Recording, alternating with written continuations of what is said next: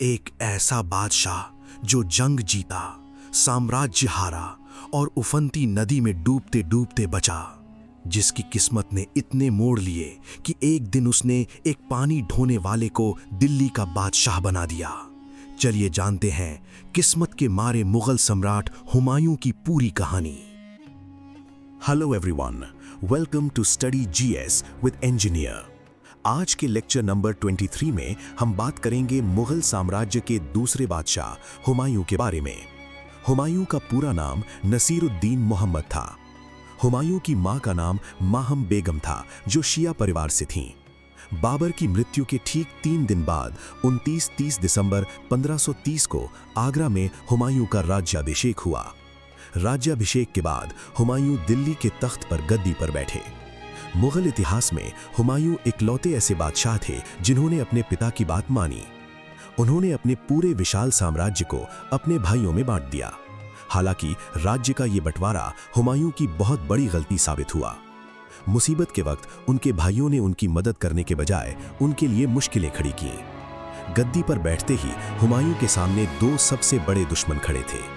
पहला दुश्मन बिहार और बंगाल के शक्तिशाली अफगान नेता शेर खान यानी शेर शाह सूरी थे, और दूसरा बड़ा दुश्मन गुजरात का महत्वाकांक्षी राजा बहादुर शाह था। अपनी स्थिति मजबूत करने के लिए हुमायूं ने 1531 में कालिंजर के किले पर हमला किया। कालिंजर का किला उत्तर प्रदेश के बांदा जिले में स्थित था। वहां हुमायूं ने चंदेल राजा रुद्र प्रताप देव को चारों तरफ से घेर लिया। लेकिन तभी पूरब से अफगानों के हमले की खबर हुमायूं को मिली।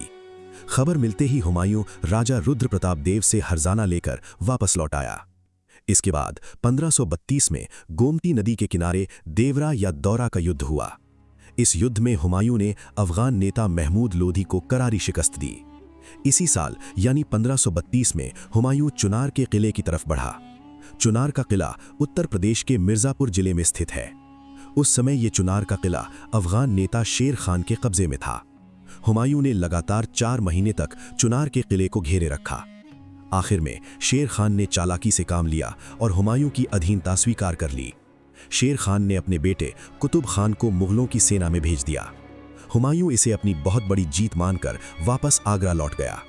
लेकिन शेर खान पर भरोसा करना हुमायूं की एक बहुत बड़ी भूल साबित हुई। 1533 में हुमायूं ने दिल्ली में यमुना नदी के किनारे एक नए शहर की नींव रखी। उस नए शहर का नाम दीन पनाह रखा गया, जिसे आज हम दिल्ली का पुराना किला कहते हैं। हुमायूं ने अपने दरबार के प्रशासनिक कामकाज को भी बिल्कुल नए तरीके से बांटा। उसने सरकारी पदों को प्रकृति के 4 तत्वों मिट्टी, पानी, हवा और आग के आधार पर बांटा।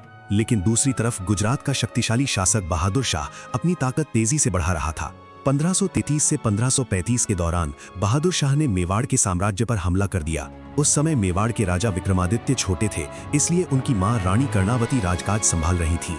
बहादुर शाह ने तुर्की से आए तोपची रूमी खां की मदद से अपना तोपखाना बहुत मजबूत कर लिया था।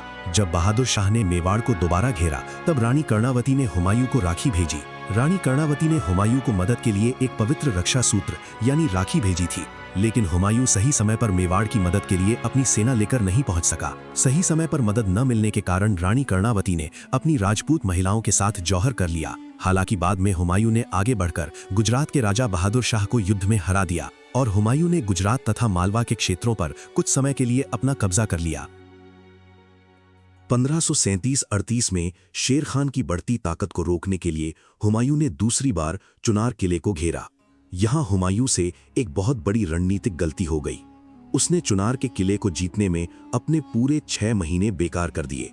उधर चालाक शेर खान ने चुनार के किले को एक चारे की तरह इस्तेमाल किया।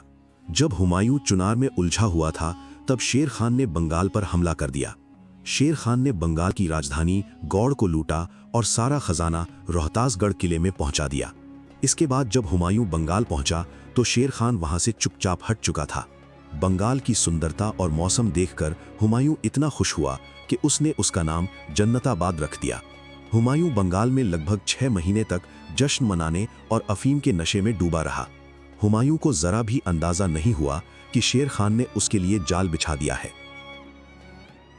जैसे ही हुमायूं की आंखें खुलीं और वो बंगाल से वापस लौटने लगा, तब शेर खान ने 26 जून 1539 को चौसा के युद्ध में मुगलों पर अचानक हमला कर दिया। इस चौसा की लड़ाई में मुगल सेना पूरी तरह हार गई और शेर खान की शानदार जीत हुई। इस ऐतिहासिक जीत के तुरंत बाद शेर खान ने शेर शाह सूरी की उपाधि धारण की।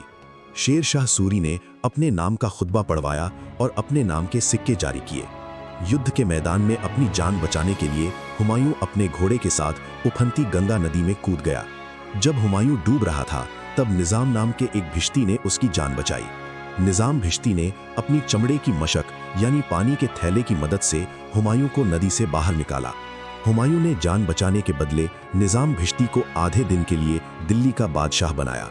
उस भिश्ती ने अपने आधे दिन के छोटे से शासन में दिल्ली में चमड़े के सिक्के चलवाए थे। चौसा की हार का बदला लेने के लिए हुमायूं ने अगले ही साल फिर से युद्ध की तैयारी की। 17 मई 1540 को कन्नौज यानी बिलग्राम के मैदान में शेर शाह से दोबारा युद्ध हुआ, लेकिन कन्नौज के युद्ध में भी हुमायूं की बहुत बुरी तरह से हार हो गई। अब पूरे दिल्ली और आगरा पर शेर शाह सूरी का पूर्ण रूप से कब्जा हो गया और हुमायूं को अगले 15 सालों के लिए बेघर होकर दर दर भटकना पड़ा। जब हुमायूं रेगिस्तानों में भटक रहा था तब उसने हमीदा बानो बेगम से शादी की। 15 अक्टूबर 1542 को हमीदा बानो बेगम ने अकबर को जन्म दिया। अकबर का जन्म अमरकोट के राजपूत राजा राणा प्रसाद यानी राणा वीर साल के महल में हुआ था। आगे चलकर हुमायूं शरण लेने के लिए ईरान के राजा शाह तहमस्प के पास गया। ईरान में ही हुमायूं की मुलाकात 2 महान चित्रकारों से हुई। उन चित्रकारों के नाम मीर सैयद अली और ख्वाजा अब्दुस समद थे। हुमायूं बाद में इन दोनों चित्रकारों को अपने साथ भारत वापस लाया था। इन्हीं दोनों महान कलाकारों ने भारत में मुगल चित्रकला शैली की शुरुआत की थी और ख्वाजा अब्दुस समद को आगे चलकर शीरीन कलम की उपाधि मिली थी। 1545 में हुमायूं के सबसे बड़े दुश्मन शेर शाह सूरी की मृत्यु हो गई। शेर शाह की मौत के बाद सूरी साम्राज्य धीरे धीरे कमजोर पड़ने लगा। इस कमजोरी का फायदा उठाकर हुमायूं ने दोबारा भारत पर कब्जा करने का मन बनाया। 1554 में वो पेशावर पहुंचा और 1555 में उसने लाहौर को जीत लिया। इसके बाद 1555 में मुगलों और अफगानों के बीच 2 बड़े युद्ध हुए।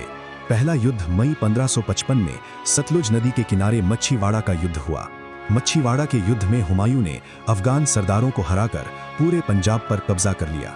दूसरा सबसे महत्वपूर्ण युद्ध 22 जून 1555 को सरहिंद का युद्ध हुआ। सरहिंद के युद्ध में हुमायूं के सेनापति बैरम खान ने अफगान शासक सिकंदर शाह सूरी को हरा दिया। आखिरकार 23 जुलाई 1555 को लगभग 15 साल के लंबे निर्वासित जीवन के बाद हुमायूं फिर दिल्ली के तख्त पर बैठा। लेकिन दोबारा तख्त हासिल करने के बाद भी हुमायूं की खुशी ज्यादा दिन नहीं टिकी।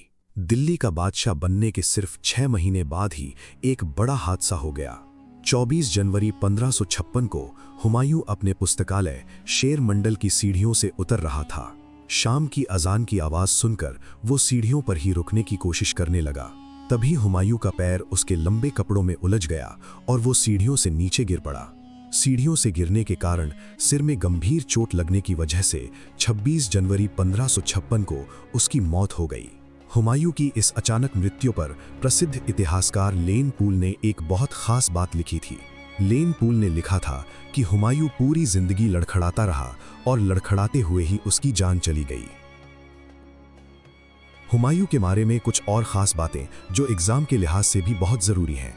प्रसिद्ध इतिहासकार अबुल फजल ने हुमायूं को इंसान कामिल की उपाधि दी थी। हुमायूं ज्योतिष शास्त्र और नक्षत्र विज्ञान पर बहुत गहरा विश्वास रखता था। वह हफ्ते के 7 दिन अलग अलग रंगों के कपड़े पहना करता था, जैसे वो सोमवार को सफेद, शनिवार को काला और रविवार को पीले रंग के कपड़े पहनता था। हुमायूं फारसी भाषा में कविताएं भी लिखता था और अपना उपनाम हुमायूं रखता था। हुमायूं पहला ऐसा मुगल शासक था जिसने सती प्रथा को रोकने का प्रयास किया था। हुमायूं की बहन गुलबदन बेगम ने फारसी भाषा में प्रसिद्ध ग्रंथ हुमायूं नामा लिखा था। अकबर ने अपनी बुआ गुलबदन बेगम से हुमायूं के जीवन का हर सच लिखने की गुजारिश की थी। इसी वजह से हुमायूं नामा में हुमायूं की गलतियों और उसकी अफीम की आदत का भी खुलकर जिक्र मिलता है। उसके दरबारी ख्वांद मीर ने कानून हुमायूनी नाम की किताब की रचना की थी और उसके निजी सेवक जौहर आफ्ताब जी ने तज़किरातुल वाक़ियात की रचना की थी। दिल्ली में स्थित हुमायूं का मकबरा उसकी प्रमुख पत्नी हाजी बेगम यानी बेगा बेगम ने बनवाया था। इस प्रसिद्ध मकबरे के मुख्य वास्तुकार यानी आर्किटेक्ट मीरक मिर्जा गियास थे। ये इमारत भारत की पहली दोहरे गुंबद यानी डबल डोम वाली इमारत है और ये मकबरा भारत में प्रसिद्ध चार बाग शैली का पहला सबसे बेहतरीन नमूना है। तो दोस्तों, ये था हुमायूं का पूरा इतिहास और उसके जीवन के संघर्ष की कहानी। अगले लेक्चर में हम बात करेंगे शेर शाह सूरी के बारे में। स्टडी जीएस विद इंजीनियर को सब्सक्राइब करें। धन्यवाद।